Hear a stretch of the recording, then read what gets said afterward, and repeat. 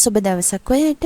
හැමදාම පාන් පිටි කෑමම හදන්නේ නැතිව ඔන්න අද මම ඔයාලට කියලා දෙන්න යන්නේ පාන් පිටි හාල් පිටි නැතිව ගොඩාක්ම ලේසියෙන් හදාගන්න පුළුවන් රසවත් කෑමක්. ඉතින් රෑ කෑමකට උදේ කෑමකට වගේ නම් වැඩි මහන්සි වෙන්නේ නැතිව ගොඩාක්ම ලේසියෙන් මේක ඔයාලට හදාගන්න පුළුවන්.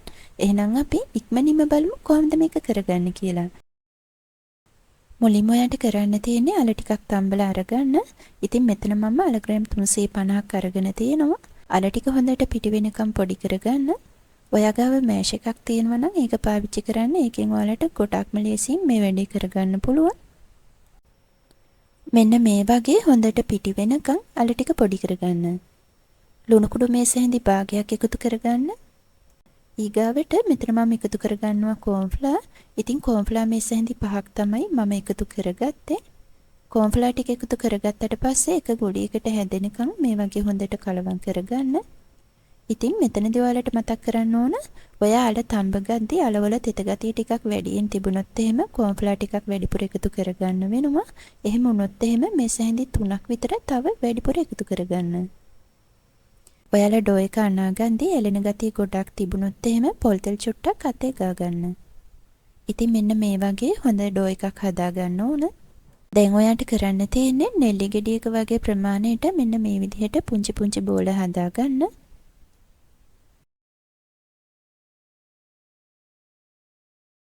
ඉතින් මෙන්න මේ වගේ පොඩි ප්‍රමාණයක් අතට අරගෙන එක සමානවම බෝල ටික හදා ගන්න. අල බෝල ටික ඔක්කොම මේ විදිහට හදාගත්තට පස්සේ දැන් ඔයාට කරන්න තියෙන්නේ හොඳට උතුරන උණු වතුර එකකට දාලා මේ ටික හොඳට තැම්බෙන්න තියන්න. විනාඩි 3ක් වගේ තම්බ ගත්තාම ඇති. එතකන් අපි ටෙම්පරාදුවට අවශ්‍ය කරන දේවල් ටික කපාගෙන ඉමු. මෙතන මම සුදු ලුණු බික් දෙකක් අරගෙන තියෙනවා අඟලක විතර ඉඟුරු කෑල්ලක්. අමු මිරිස් කරල් එකකුත් අරගත්තා. ඉතින් ඔයා සැරට කන්න කැමති කෙනෙක් නම් නයි මිරිස් කරල් දෙකක් වගේත් අරගන්න. ලොකු බීලුණු ගෙඩියකකුත් අරගන්න. දැන් ඔයාට කරන්න තියෙන්නේ මේ දේවල් ටික පුංචියටම කපා ගන්න. ඉතින් මේ දේවල් වලට අමතරව ඔයා කැමති නම් ලීක්ස් කැරට් ගෝවා ටිකක් වුණත් මේකට එකතු කරගන්න පුළුවන්. හැබැයි එළවලු ಜಾති අවශ්‍යම නැහැ. මේ ටෙම්පරාදුව හදාගත්තාම මේ කෑම එක හොඳටම රසයි. කොහොම වුණත් ඔයා කැමති නම් එළවලු ටිකක් එකතු කරගන්න. ලුණු කපන්දි වල මෙන්න මේ විදිහට ලුණු ගෙඩිය කපා ගන්න. ඉතින් මෙහෙම කපන්දි ලුණු ටික පුංචියට කපා ගන්න ගොඩක්ම ලේසි.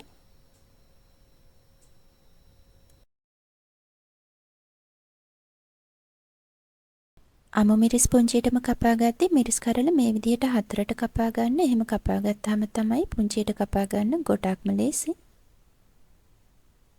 ඉතින් මේ දේවල් ටික කපා ගත්තට පස්සේ දැන් අපි බලමු අපේ අල බෝල එක කොහොමද තැම්බිලා තියෙන්නේ කියලා.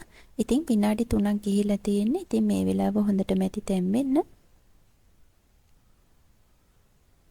දැන් අපි ලිපෙන් අයින් කරගෙන අල බෝල ටික මෙන්න මේ වගේ හොඳට අයිස් වතුරේ දාගන්න. අයිස් වතුර නැති නිසා මම අයිස් කැට ටිකක් තමයි වතුර එකට දාගත්තේ. අයිස් වතුරේ දාගෙන විනාඩි 2ක් විතර තියාගන්න. ඊට පස්සේ අපි වතුර ටික පෙරාගමු. ඉතින් මෙන්න මේ විදිහට තමයි හොඳ මෙලෙක් ගතියට මේ අල බෝල ටික තියෙනවා. දැන් අපිට තියෙන්නේ ටෙම්පරාදුව හදාගන්න.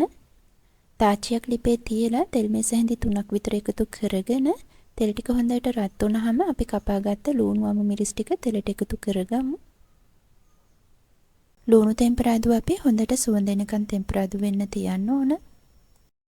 හැබැයි පාට වෙනස් වෙනකන් ගොඩක් ලිපේ තියන්න එපා. මොකද එහෙම වුණොත් එහෙම ඉඟුරු සුදු ලුණු රස තමයි ගොඩක්ම දැනෙන්නේ.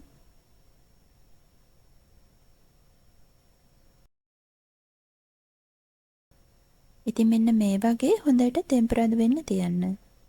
ඊට පස්සේ කෑලි මිරිස් තේ හැඳි එකමාරක් එකතු කරගන්න.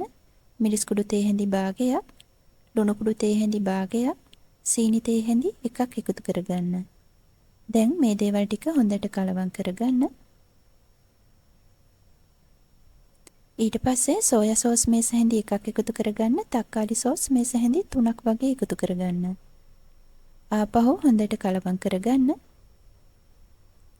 ඊට පස්සේ වතුර මේස හැඳි 3ක් විතර එකතු කරගන්න ඕනේ. ඉතින් මම සෝස් අරගත්ත භාජනයේටම වතුර මේස හැඳි 3ක් දාලා කලවම් කරගෙන ඒ ටික තමයි එකතු කරගත්තේ. වතුර එකතු කරගත්තට පස්සේ හොඳට කලවම් කරගෙන විනාඩියක් විතර ලිපේ තියාගන්න. ඊට පස්සේ අපි තඹගත් අල බෝල ටික මේකට එකතු කරගමු. ඉතින් මෙන්න මේ විදිහට හොඳට කලවම් කරගන්න.